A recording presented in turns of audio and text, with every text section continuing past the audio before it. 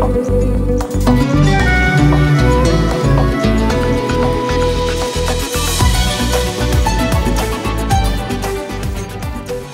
الله من جديد مشاهدينا. يعد مهرجان الشارقة للشعر الشعبي المهرجان الأصيل الذي خط عبر دوراته الماضية أحد الملامح الثقافية والفكرية لدولة الإمارات العربية المتحدة، والذي يشكل منصة للالتقاء بين مبدعي الوطن العربي على اختلاف مشاربهم، وأيضا يشكل راصدا وحافظا لطاقاتهم الإبداعية المتميزة. ومن ضيوف الدورة 13 مهرجان الشارقة للشعر الشعبي مشاهدينا الكرام، يسرنا الترحيب بكل من الأستاذة علي العامري، منسق ومشرف إداري في دائرة الثقافة والإعلام، والشاعر سالم خيت المعشني من ضيوف مهرجان الشارقة للشعر الشعبي، وهو طبعا من سلطنة عمان الشقيقة. أهلا وسهلا بكم. أهلا وسهلا يا مرحبا. حقيقة أنا دائما أحب أبدأ بأهل الدار اللي هم ضيوفنا، أنا أسميهم أهل الدار. أكيد. بداية مشاركتك شاعرنا في هكذا تظاهرة ثقافية شعرية هامة في إمارة الشارقة، كيف تراها؟ بسم الله الرحمن الرحيم، وأدام الله هذا الخير وأدام الله هذا السلام على بلداننا جميعا. آمين. وحقيقة لا جديد على الشارقة، شارقة الشمس، الفكر، الأدب، الشعر، الفن، الأصالة. هذا المهرجان حقيقة مهرجان متنوع فيه من كل البلدان العربية، وأيضا لامس الموروث الحضاري الإنساني العربي في النغمة، في الرقصة، في الكلمة، في حضور هرم الفكر الشيخ سلطان. كانت لمة عربية أدبية شعرية ذات وجدان راقي جدا. نعم. أستاذ علي، حضرتك طبعا كونك منسق ومشرف إداري طبعا لهكذا تظاهرة ثقافية مهمة جدا، حدثينا عن هذه الدورة، دورة 13، ماذا ماهيتها، أهدافها، المشاركين، الضيوف، نعم. إلى ما لا هنالك من الأشياء المتميزة عن الدورات الأخرى؟ نعم، بسم الله الرحمن الرحيم. أولا أشكركم على هذه الاستضافة، وأنتم ما شاء الله دائما داعمين لمثل هذه البرامج والمهرجانات الأدبية، ونحن نشكر دعمكم الدائم لنا. وأحب أذكر يعني مهرجان الشارقة للشعر الشعبي في دورته 13 وجدان أمة، اللي هي القصيدة الشعبية وجدان أمة. شاركنا في هذا المهرجان نخبة من شعراء الوطن العربي وليس الخليج أو الإمارات فقط، فدائما نحن نحاول أن ندخل دول ما شاركت معنا سابقا، والحمد لله العدد في تزايد. عندنا من السودان، موريتانيا، فما شاء الله عندنا من مصر، عندنا ما شاء الله نخبة من الشعراء اللي شرفونا السنة هذه في هذا المهرجان. وكان التميز الافتتاح، يعني تميز هذا الافتتاح، يعني حضور الشيخ كان بروحه له طابع جميل على نفوس جميع المكرمين والرواد والضيوفنا الحضور. شرفهم بهذا الحضور وأسعد الرواد وبتكريمه لهذه الهامات اللي قدمت الكثير للشعر الإماراتي. نعم. شاعرنا شاعر سالم، حقيقة الشعر الشعبي له مذاق خاص وله وقع خاص وله قدرة على اختراق القلوب، حتى وإن كان المتلقي ليس على دراية باللهجة الشعبية اللي الشعر صيغ بها. إلى أي مدى تعتقد أنه الكلمة في الشعر الشعبي أكثر تأثيرا وأكثر وصولا من أي كلمة أخرى؟ حقيقة الشعر الشعبي هو روح المجتمعات العربية. فالشعر الشعبي والموروث الشعبي الذي طبعا لامس المزارع، صاحب البحر، صاحب البدوي، صاحب الريف، صاحب الصنعة. هنا الروح التراثية في الشعر الشعبي والكلمة الشعبية السهلة الممتنعة البسيطة التي حقيقة يفهمها كل متلقي عربي. هذا له تأثير خاص وطعم خاص في كل البلدان العربية، وأنشئت من أجل ذلك عدة فعاليات هنا وهناك في كل بلداننا العربية. لابد من مهرجان الشعبي، لابد من المهرجان التراثي، هكذا في هكذا حالات. فحقيقة هذا المهرجان بالذات اليوم تفرد ببشارة غير عادية، وحقيقة أنا فرحان جدا إنها تأتي من الشيخ سلطان لكل الشعراء الشعبيين في الوطن العربي. أسس اليوم لهم رابطة، أول رابطة للشعر الشعبي يا سلام على مستوى الوطن العربي ما شاء الله. وأنا طبعا عندي قصيدة مهداة إلى الشارقة وإلى الشيخ سلطان وإلى التاريخ القواسم، التاريخ العظيم الذي استطاع طيلة قرون من الزمن أن يحمي هذه التربة، وأن يكون في مقدمة الجهاد ومقدمة المقاومة العربية العريقة عبر تاريخ القواسم والقبائل العربية الموجودة المتحالفة مع هذه الأسرة العربية الهاشمية العريقة. فأقول في الإعلان عن الرابطة بيتين، وقصيدة الشارقة هي قصيدة طويلة شوية بس أبدأ بالبيتين. أقول: حظي لفيت الدار، دار القواسم، لي شكلت بالنور أجمل خارطة، سلطان تاج الفكر، اليوم راسم للشعر والآداب، أول رابطة. الله. حظي لفيت الدار، دار القواسم، نعم، لي شكلت بالنور أجمل خارطة، سلطان تاج الفكر، اليوم راسم للشعر والآداب، أول رابطة.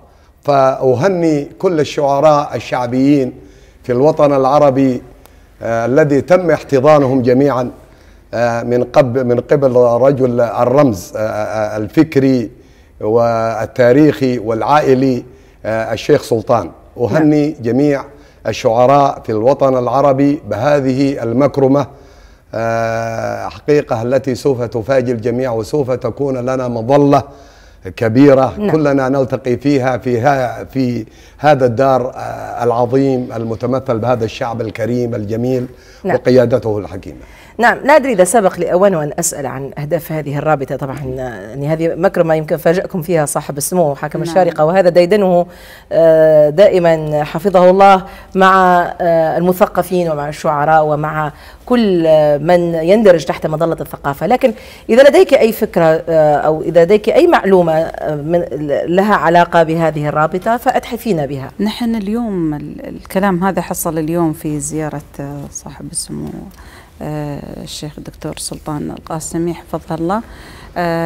دائما هي مش مفاجأة، لأنه دائما يفاجئنا بالأجمل والأجمل واللي بيخدم الشعر الشعبي والثقافة والأدب. فمثل ما العام في المهرجان اللي سبق وأكرمنا كشاعرات بمنتدى بتدشين منتدى شاعرات الإمارات، المفاجآت دائما كبيرة وعظيمة بالنسبة لنا. فمثل هذه أنا أتوقع أن في مفاجآت أكثر وأكثر إن شاء الله تخدم الساحة الأدبية. إحنا اليوم سمعنا كلام جميل من الدكتور، وسمعنا حفظه الله طلب أن حتى الدواوين تصير مسابقة في التنافس على القصائد والدواوين وطباعتها وعرضها، يعني ما يبغي إلا القصيدة تندثر أو بس مجرد أن نجتمع في مهرجان أو كذا وبعدين طول السنة ما في شيء. فمفاجآت جميلة جدا تخدم الساحة الشعبية والأدبية، وإن شاء الله أن دائما في تقدم، والله يحفظ لنا الشيخ سلطان إن شاء الله. يا رب العالمين. آمين. نسمع الشارقة، قصيدة الشارقة. هي قصيدة بعنوان بردة العز، قصيدة مهداة إلى صاحب السمو الدكتور سلطان بن محمد القاسمي عضو المجلس الأعلى للاتحاد حاكم إمارة الشارقة. تفضل. بسم الله. يقول: أقبلت من أرض الجنوب السامية أقبلت من أرض الجنوب السامية مهد العرب، من حيث ما تعلو رقاب المرجلة والمرتبة من سلطنة تنجب سلاطين المهابة والحسب ورجالها كجبالها، والمجد يفتل شاربة تاريخ يولد من سمو صلب العزايم والنسب هذه الجباه الشامخة، عزة وقوة ضاربة. إن قلت بالعربي أنا رمز الخناجر والسلب، عرش الأوابد في إرم والتاج يعرف مأربة، من جرهم الأولى إلى كندة وعبد المطلب في حضرتك بن ديزن مستعربة، والعاربة الفخر في دم العرب يقدح نواميس الغضب، فالمدح رباني لنا رغم الأنوف المذنبة، نحن حماة الدين والكعبة وأرباب الأدب، فالخيل يعشق صاحبه والسيف يكرم صاحبه في يوم ذي قار الشرف، من حيث قد شب اللهب يا ما كتبنا بالدماء، تاريخ أمة غاضبة داست سنابك، خيلنا كسرى وحقد المغتصب، وسيوفنا طالت رقاب العجرفة والغاصبة، يا هند رفي بيرقك، اليوم حدسي ما كذب أمة تسابق مجدها، بخرى ضعيفة هاربة، بخرى ضعيفة هاربة وتباشرت أعرابها، باللي على الكعبة خطب جد الحسين المصطفى خير البرية قاطبة، خاتم رسالات السماء واسمع على الرحمة ذهب، ومكانته في المنتهى من حيث ربك خاطبه، قامت بمكة معجزة لله ملكوت العجب، نور النبي الهاشمي اللهم صل وسلم، يفلق دياج الغيهبة، مات الزمان الجاهلي والشرك في الأمة غرب، نور الهدايا والسماء في الكون من لي يحجبه دين السماحة والتقى، ورجال يحمل المكتسب دكت ديانات الوثن، وقوام قامت تنتبه اللات عرفوها حجر، واخواتها تمر وخشب، أكلت حليمة ربها وتعايرت بالمادبة، أول مساجدنا قبى والكل آمن واحتسب، يثرب زهت مرجالها واشتد نقع الأتربة، وتزاحمت راياتنا يوم التلاقي والنشب، حول النبي المصطفى أنبل وأعظم كوكبة، فارس هدمناها ضحى، فارس هدمناها ضحى، والروم ماتت في حلب، والقبلة الأولى لنا عادت من المولى هبة، السند تعرف خيلنا، والأمن في الهند استتب، والسيف طاول أنقرة، والملك يملى قرطبة، قد شدني للشارقة أمجاد هامات الرتب، للهاشمية أصلها والأصل فعله ينسبه، أحفاد كايد مفخرة دامت على كل الحقب، أحفاد كايد مفخرة دامت على كل الحقب، لله درك أرحمه للهاشمية، مطلبه عودة إلى مكة إلى يثرب وبغداد العصب، وامطر على لنجه مهابة حاملة ذات الشبه للقاسمية، عزها من شيبة الحمد انكتب على الخليج اليعربي، تلقى خلود الأجوبة للبرتغالي مقبرة، لما تطاول واقترب كانت سيوف القاسمي تفني الغزاة المرعبة، أسياد حلف الغافري في مدحهم، عندي سبب في الجود من شيماتهم، والسيف جنب المكتبة تحيا إمارات الكرم، من حيثما المولى أحب حرة أبية شامخة، والمجد ينفض حاجبه، قد كان زايد رمزها للأرض، والأجيال أب وشيوخها فرسانها، والدار فيهم معجبة، والمعشني لو حبها من كل وجدانا سكت، إحساس شاعر يعربي ما يوم خان الموهبة، واختامها للقاسمي أهديه ما قلبي كتب، باقت مشاعر فوقها شرع العرب والمقربة، شرع العرب والمقربة. لا فضة فوق، شكرا. ما شاء الله تبارك الرحمن، لوحة تاريخية ما شاء الله جميلة جدا. نعم. يعني أنت يعني وهو ما شاء الله يعني تعد القصيد، أرى صور تاريخية أمامي. الله يعطيك يعني لوحة العافية. تاريخية جميلة جدا. سلمت وجزاك الله خير، لا فض فوق. الله يجزيك خير. وكل بيت الله يجزيك ينطق خير. بحادثة معينة وبحقبة زمنية معينة. أخذنا من مكة إلى بغداد إلى ما شاء الله أنقرة إلى إلى السند قرطبة، من وين ما جيتي من أصولنا. نعم. نعم.